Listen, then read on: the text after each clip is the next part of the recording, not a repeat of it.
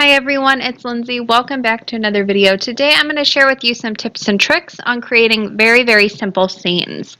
The first card, I'm going to be using this stamp set from Clair Stamps. It's absolutely adorable.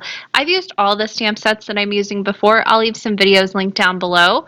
And also I will leave all the supplies I'm using linked down below in the description box. So head down there after this is over for a ton of information. So to start off with, when I am creating a scene, I like to use my stamps to help get an idea of the layout. Especially with clear stamps, I just pull them off the backing sheet and lay them over my panel. That's going to give me a good idea of whether I'm doing masking or I'm fussy cutting these images or die cutting, whatever I'm doing. It's going to give me a good idea of how I want my scene to end up. So take advantage of those clear stamps being able to be moved around and placed on your cardstock and use them to help design your card. So another thing I like to do when I am creating a layout is to use my MISTI. This is such a helpful tool in my craft room. I am not a good stamper. I'm just not. I can do 3 stamped images and only one of them is a good one. It is what it is with me. I've never been a very good stamper, but I love it. But my sweet petunia, this MISTI has really changed the game in my craft room, especially when I forget my sentiments.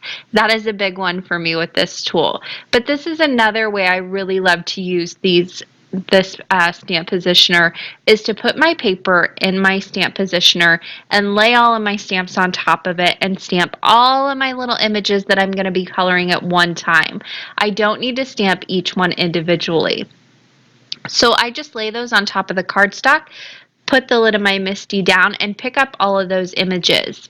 Now, whenever you are creating your scenes and you're coloring in images, you need to think about what coloring medium you're going to be using before you stamp your image. If you don't, use a universal ink that can be used with whatever coloring medium you decide to go with. I didn't have a plan here, so I chose VersaFine Clair ink. It works with a lot of different coloring mediums. You just need to let it dry before you go in and use it with some of those. But that's what I used for this one. I'll be switching it up later now that I know that I'll be using my colored pencils in OMS to do my coloring. I am using these Spearer Farben, that is a mouthful, I hope I'm saying it right, colored pencils. These are an oil-based colored pencil. I bought them on Amazon. They're a very good price. I've done a review on them. I will leave that link down below as well. But that's what I'm using to do my coloring today. So I am coloring in my images and then I am using my OMS and blending stumps to go ahead and blend out those colors. Now you will see I am not going to spend a whole lot of time on my smaller images. Your eye isn't really going to catch those on the card. So if you only have a certain amount of time to spend it on your larger images that are really going to be the main prominent focal point on your card. Take your time with those. Do your shading on those. Do your blending on those. Don't worry about the smaller images so much. If you need to, just throw a little color on those, but spend your time on those larger images. Here I'm spending it on the house mainly, but I'll also spend just a little bit of time on those 2 little gnomes down at the bottom. Another great tip for when you are coloring in your images for the scenes is if you don't know what colors to use, Google it. I didn't know what colors I wanted to color in my little gnomes. Their clothing really is what I was focusing on here. So I just Googled pictures of gnomes, got some color combinations that I liked, and used those to color in my images. Super simple and easy to do. It works for anything you want to color in. Just Google it. You're going to get some good ideas. Now each one of these images I am going to go ahead and fussy cut out. However, if you have an electronic cutting machine, I do want to mention that Clair Stamps offers free SVG cut files for all of their stamps that you buy from them. So you don't have to do anything extra. It is an automatic download that you get when you purchase this stamp set. So that's a great benefit. But I went ahead and fussy cut out all of my little images, And then before I place those on, I need to go ahead and do a little bit of ink blending. Now, ink blending is a great way to add some color to my background very, very quickly to create a scene. It doesn't have to be anything fancy here. All I'm doing is masking off my cardstock with some painter's tape. Before I put the painter's tape down, I do like to press it against my shirt a little bit. That way it releases some of the stick and it's not going to stick as well to my card base and rip it whenever I pull up the tape. Another thing you want to do whenever you are ink blending, start very, very light and build up your color. If you go in heavy, you can't take that color off. You can always add in more color, but once it's there, it's there. You can't take it away. Another thing to think about as you're doing your ink blending is to pick a tool that works for you. I have done a video on ink blending where I go through all the tools I like to use, what inks I like to use, when I like to use them. I will leave that video linked down below as well. It's going to take some trial and error. I'm using my clarity brushes because I knew I wanted a really light background. This is what gives me that really, really light into white background that I was looking for here. So that's what I chose to use. I start off slow and build up that color until I'm happy. Then I pull that painter's tape straight back on itself and I can go ahead and put it over the top portion where I just did the ink blending now. That's going to go ahead and keep all of that area where I did the ink blending. It's going to keep it nice and blue. It's not going to get any of the color from down below on it. Plus, I'm not wasting product here. I'm just moving that tape up to the top. Then I can go ahead and do my green ink blending down at the bottom. Now it's time to peel everything off. Again, when you are peeling off your tape, peel straight back on yourself. If you see any ripping, stop and go to the other side. That's going to help you get that nice clean pull without tearing your paper. Before I add those images as well, I need to add my sentiment.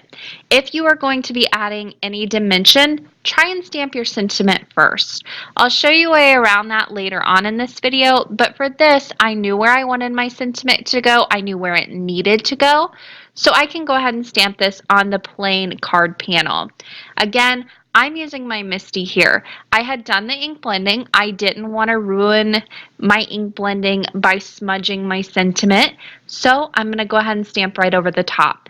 I use dye inks for blending, so I'm going to use my pigment ink, the VersaFine Clair Nocturne ink, to stamp over the top of that. If your dye ink happened to be wet and you used a dye ink over the top, it's going to bleed and blend a little bit. So if at all possible, I like to use a pigment ink over the top of my dye inks so I know it's not going to bleed at all. Plus, I feel like pigment inks give me a really nice crisp impression with my sentiments. Now again, before I go in and start adding on all of my little images, I want to do as much as possible to get this card complete. So I'm going to start putting it together a little bit.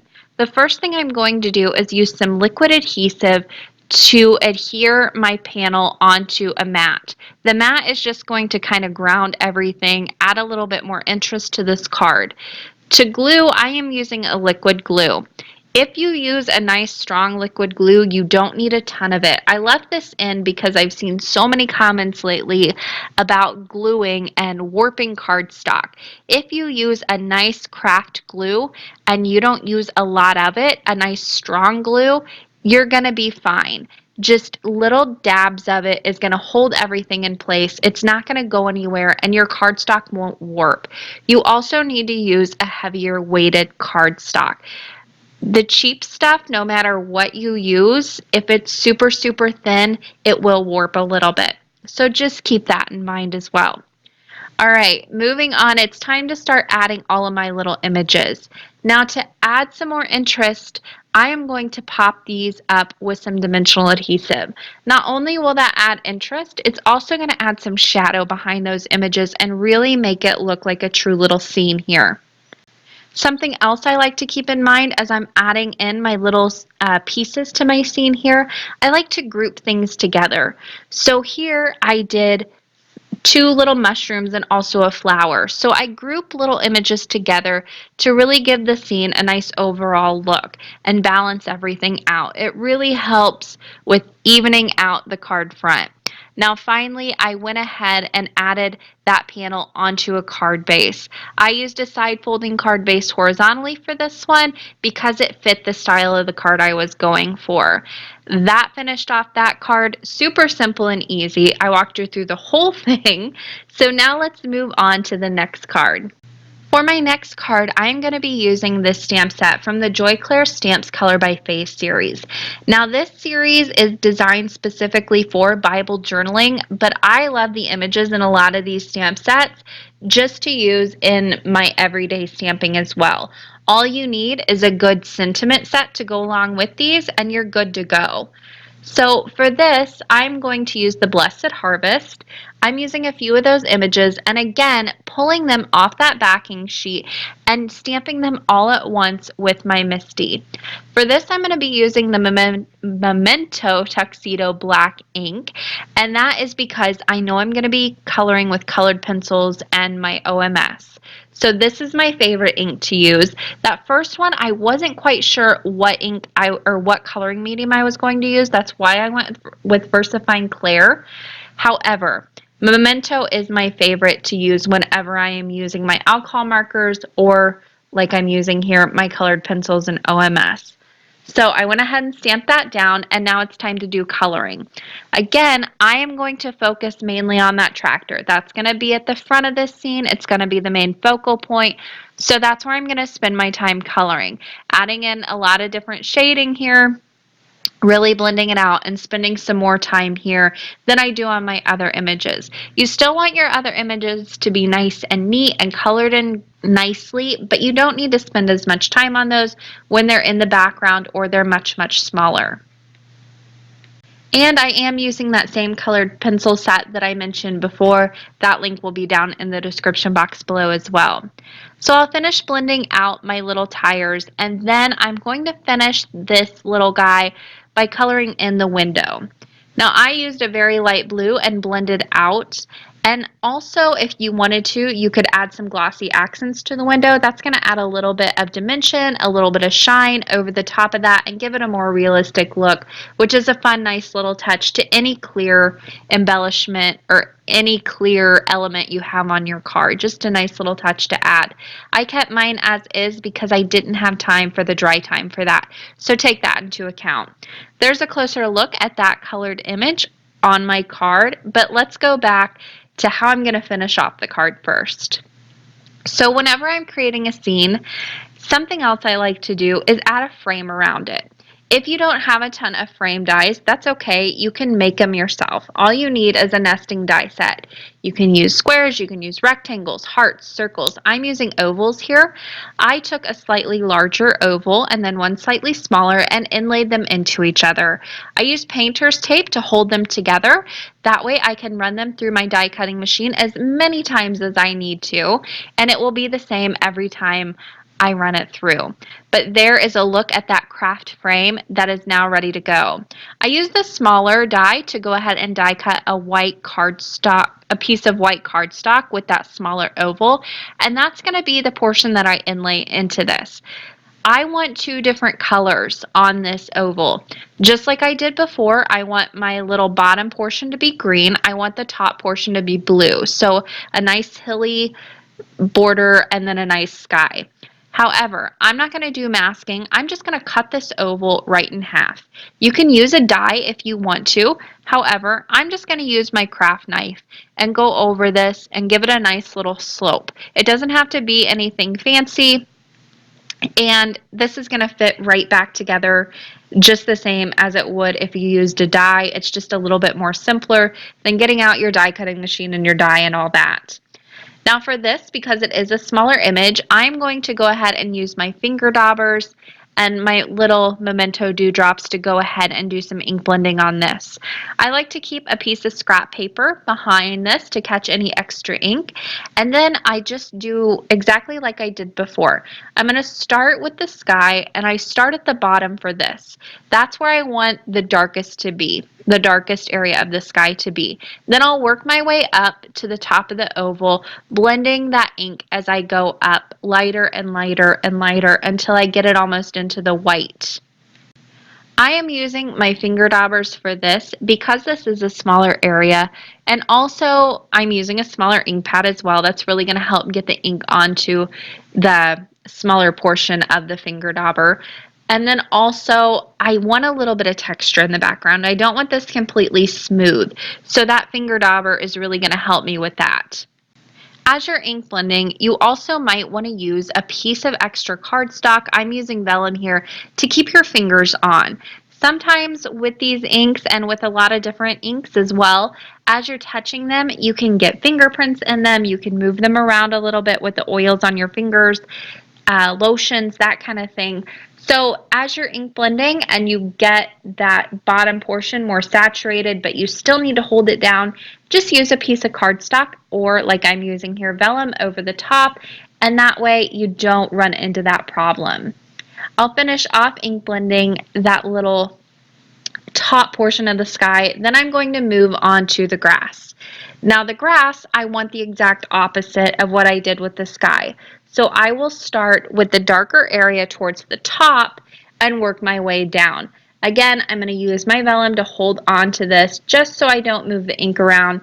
I'm using a finger dauber and again the Memento Dewdrops. The first one I used Summer Sky. This one I'm going to use Bamboo Leaves and just again keep blending. Once the blending is done, it's time to go ahead and kind of lay out my scene and see where it's going here.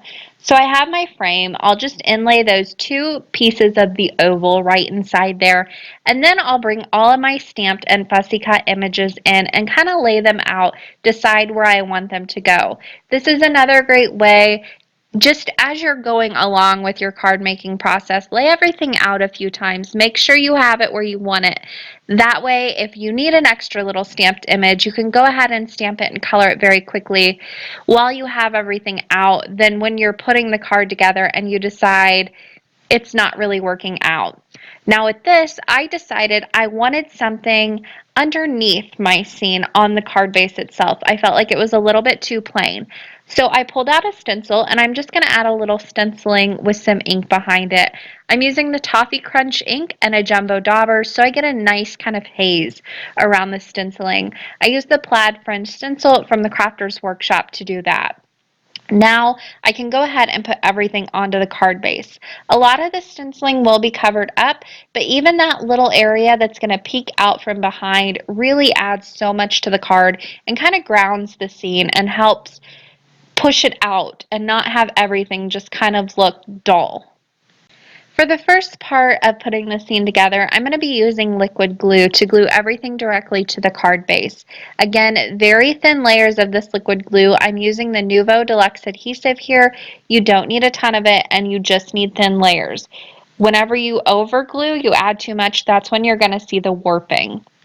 I inlaid those two pieces right back into that oval, and then it was time to start adding all of my little elements into the scene, all of my stamped and fussy cut images. So for the windmill, I wanted those two little sunflowers peeking out from behind. So I put a little bit of liquid adhesive on the back, and I'll just place those sunflowers on, give them a few seconds to kind of adhere and dry. Then I'll add some more liquid adhesive to the back of those sunflowers so they stick down and they don't end up poking up. I can place those down right over off to the left hand side, and then I'll put an acrylic block over the top of that to hold everything in place as I get the tractor ready. For the tractor, I'm using some foam adhesive on the back of that to pop it away from the scene and kind of make it the main focal point like I wanted to begin with. That dimension is going to add a little bit of shadow behind and help it look like it's on a different level, almost closer than that windmill, which makes it look like it's more in the background because I glued it down with just liquid adhesive. So for the sentiment on this one, I knew I wanted to go with a happy birthday, so I grabbed a happy birthday from the Joy Clair family football set. I love this just plain simple happy birthday, and I stamped it down over the top, again using that pigment ink because it's a dye ink underneath. I used the pine cone ink, so it was a lighter or a darker brown. and it just kind of helps pull all the rustic colors of that scene together. So here's a final look at the entire card put together. I really love the stenciling behind this one. That's one of my favorite tricks to use on all of my cards. If it's too plain in the background, add a stencil. That's what I always do, and it seems to work out. For my third and final card, I'm going to be using this stamp set from Clair. It's called Turkey Talk. It's so cute. It's got these two little turkeys. Both are holding signs, and then it's got all those little sayings you can add into them. Some of them are snarky, some are cute. Absolutely adorable. So I'm going to stamp my turkey onto some plain white cardstock, heavy weight, with my Misty again. I am using the Memento Tuxedo Black ink. I'll be using the same coloring medium I've been using this whole video, which is colored pencils, the same ones I've been using, OMS, and blending stumps to blend that out. This is a larger image, so I'm going to go ahead and double stamp it so I make sure I get a really good, nice impression. That's another great thing about using the Misty. I can double stamp, and I know it's going to be perfect every time I do it. So for the coloring on this guy, I'll put it up over on Instagram.